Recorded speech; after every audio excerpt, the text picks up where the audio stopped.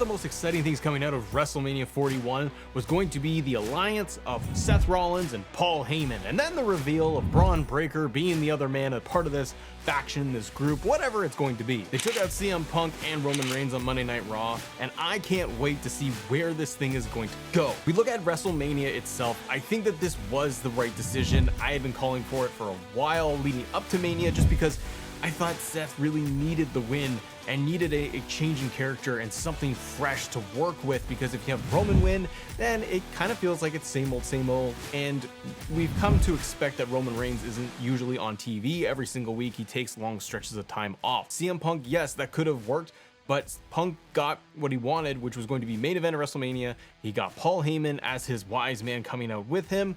Didn't really see the need for Punk to win, because I don't know what he would do with all of that afterwards other than an alliance with Paul Heyman. So I'm really glad that we saw the turn. I thought it was done very well, and for a lot of people, that was the highlight of WrestleMania. And then we get to Monday Night Raw, and we have Seth Rollins, Paul Heyman together, and we have the reveal of Bron Breakker as the next guy who's the next Paul Heyman guy.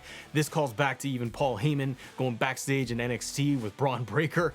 I love that they pulled Bron Breakker out of the IC title division. He dropped it at Mania, and he immediately got put into the main event scene. I feel it's the right move for being able to get a new superstar to the next level. New, fresh talent, new feuds, new ideas. Because if it's just gonna be Punk and Seth with Paul Heyman mixed in there going forward, it might get a little boring for some people. Because we've done it, we've seen it, we've gone through all of it. You need a new wrinkle, a new aspect to all of it. And I think Bron Breakker added in there. One, I'm just happy for the guy. Being able to get into the main event scene, to mix it up with Punk, to mix it up with Roman, it can only get better. And also having Paul Heyman with him, coaching him, helping him grow his character to the next level, I think it's all just big positives. And Seth gets a new lease on his character. I like Seth as a heel way more. I always have. I find when he's just kind of a tweener, or more so a babyface, you know, enjoying the woes and the crowd singing along to his song, yeah, okay, but it gets to be tiring, right? In some cases, that, don't get me wrong, he puts on incredible matches. The feuds that he has had in the past have worked really well, but I like that we get something fresh on the character. It changes it up. So after we came out of WrestleMania, it looks like we may have our next feud figured out, or the first feud figured out with this new stable, this new faction group. It hasn't been announced yet from when I'm recording this, but it feels like we're gonna get a tag team match. Bron Breakker, Seth Rollins going up against Punk and Roman Reigns. That's what I would have to bet on when we're going into Backlash. And remember, Backlash is Triple H's pay-per-views, his PLEs. He likes that 5-6 match card. It ain't gonna get very much. We know we got Cena versus Orton. Probably got another couple of matches that are put in place there, but I can see this tag team match being the opener of the whole show. And if they are gonna do this at Backlash, have a tag team match, it could be a send-off for Roman Reigns for a little while. If we're not gonna get Roman on TV every week, and it's like last year where he disappeared until SummerSlam, this could be a great way to get him out of there. Do a tag team match at Backlash. Have Bron Breakker spear everybody. CM Punk and Roman Reigns not getting on the same page because they still hate each other. They're still angry about everything to do with Paul Heyman.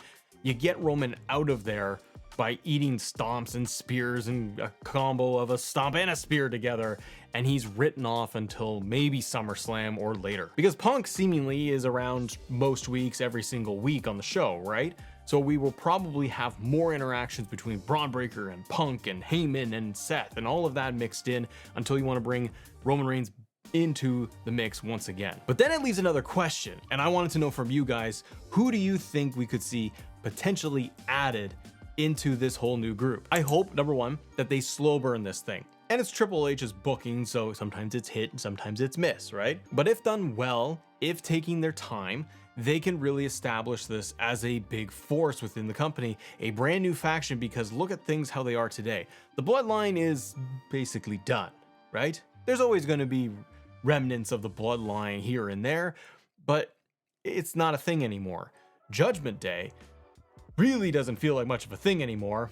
Now that Dom has the IC title and Finn and the controversy and the headbutting in there, feels like Judgment Day has really kind of been spinning its wheels for quite some time. It's not really hot anymore, and Triple H likes his factions.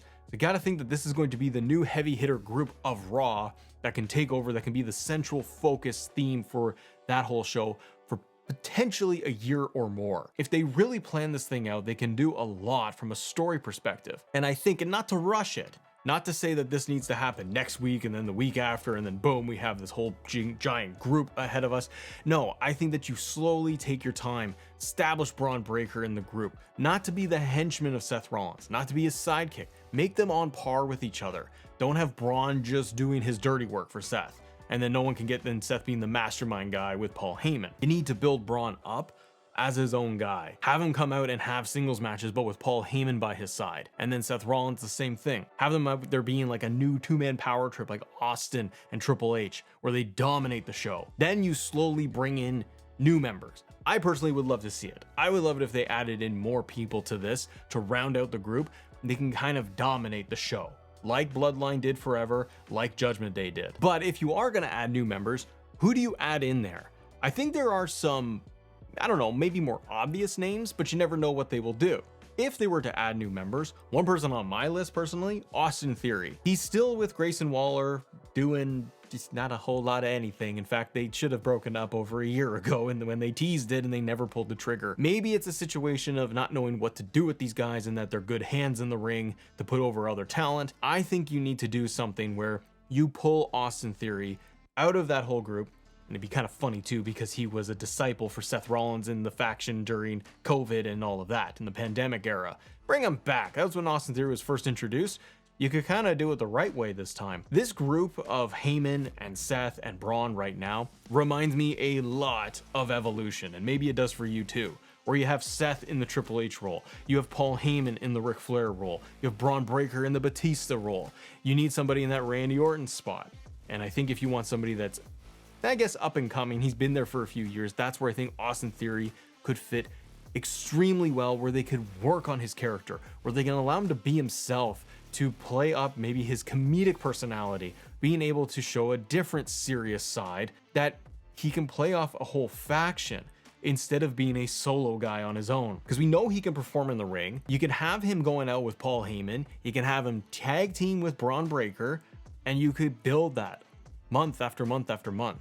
He just needs a quick turn against Grayson Waller in like a week and then boom, he's out of there. I mean, heck, if you want to have a draft in the next month or two, you could just split them apart in a draft, and that's the easiest solution. But I would love it if Austin Theory showed up maybe in a month and he was helping out Seth, and then that's your next member of the group.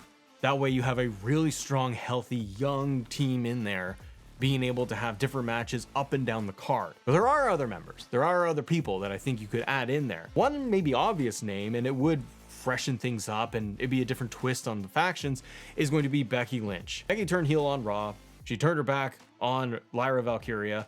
Maybe this is going to play into Bayley coming back, maybe feuding with Becky, and they have a very big prolonged story. Maybe they are going to be on their own island doing their own thing. But with Seth turning heel, Becky being a heel, you could loosely affiliate them together. Maybe you want to have that Stephanie McMahon Triple H dynamic in there where they run Raw essentially. Not that they have the power, but that they would just be a really cool team together. And I know they did the Becky Seth thing when they tagged together under Vince and they were a babyface team. And I think they themselves even talked about how they didn't really want to do that or didn't like that idea. Now that time has gone by, it's a different dynamic. And I think if both of them being heels could really work. Having Becky standing there in the ring, Seth is the leader, they're side by side, and you have the likes of Austin Theory and Bron Breakker and Paul Heyman. That is a big, strong group that can go after multiple divisions, and you have somebody in Becky who can maybe dominate as a heel in the women's division. Maybe she picks up the Intercontinental title and has that feud with Bayley, and they can splinter off. They can kind of come back together as a group when they need to, but they can also go and do their own thing. You could do different people if you're on the female side. I think of someone like Roxanne Perez. I don't think that's very likely. I think she would keep doing her own thing. I also think of down the road, someone like Carmelo Hayes would be so good in there as, if you don't get an Austin Theory, Carmelo in there as that Randy Orton spot, it would work really well. But I think he's going to be tied on SmackDown with The Miz and doing all of that. He's your Andre the Giant Battle Royal winner, so he's busy. He's got the chain now and everything. And I mentioned how this feels like, or could feel like, an Evolution 2.0. I mean, with Seth Rollins and his whole gimmick, it could be just called the Revolution. Maybe that's cheesy and corny, but you know what? It plays off of everything. And Seth always talking about being the architect. He's a revolutionary, a visionary. You could call it the revolution, and it's centered around Seth as the focal point. And again, you could run this whole stable for over a year to 2 years, and you're bringing up new next generation talent in Bron Breakker and maybe some other people. What I think it can lead to down the road, way down the road, is an eventual split where you could have, and I'd love to see it personally, where you have, I'm talking like a year from now, Bron Breakker splits off with Paul Heyman. And I don't know how you get there, but I can also see it where Bron picks up like a world title and you get an evolution moment of thumbs up, thumbs down. One of two ways. You could have Bron Breakker being the guy who gets put on the shoulders, and then Seth Rollins tells him now with the thumbs down like Triple H did to Randy Orton, and then boom, he's out, and they take him out and they kick out Bron Breakker, making him a babyface as he's getting way more over with the crowd. And then you can set up Bron versus Seth at WrestleMania 42, or even further down the road from there. The other option is somebody like an Austin Theory if he's in that Randy Orton role, and you can basically recreate that scenario. Austin Theory on the shoulders because he won the world title. He beat Jay or whoever has the title at that point, and Seth takes him down with Bron Breakker, and they kick him out of the group. And again, you build that next generation talent, a young guy, and you established him for so long. But ultimately, I would love to see it if Bron Breakker broke off with Paul Heyman, because now you have this whole intrigue of Heyman turning his back on Roman Reigns, turning his back on CM Punk. Probably do it again. You can do it to Seth Rollins, and it just keeps going down the ladder that way, where eventually you're going to lead to a path of Bron Breakker, Paul Heyman side by side, and you can revisit so many feuds. Yes, you could do Seth Rollins at that point.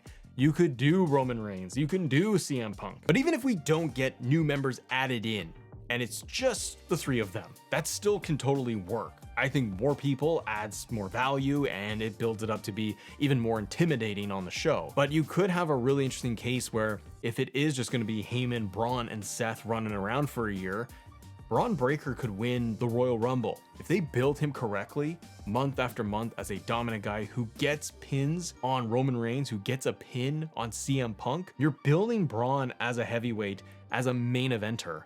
Not only being part of the group, but getting the important victories over people. You could easily have Bron Breakker win that Royal Rumble. Look what we got, where we had Charlotte and Jey Uso win the Rumbles, but they didn't even main event the shows. So they have a lot of options that even if it's the 2026 Royal Rumble, Breakker can win, and he could knock out CM Punk or Cody or whoever, and Bron wins and he goes after the world title. And then he's gonna be opening one of the nights, potentially. And you're gonna tell a really cool 1 year long story of Breakker going after the world title at that point. Seth could be in his corner, or he's battling Punk one-on-one. We don't know. As I'm thinking about all of this, what if Bron Breakker doesn't win the Royal Rumble? But what if he's more of Mr. Money in the Bank, and he holds on to Money in the Bank for several months? What if Seth Rollins in the meantime picks up the world title off of Jey Uso by SummerSlam? And then you have Money in the Bank and world title.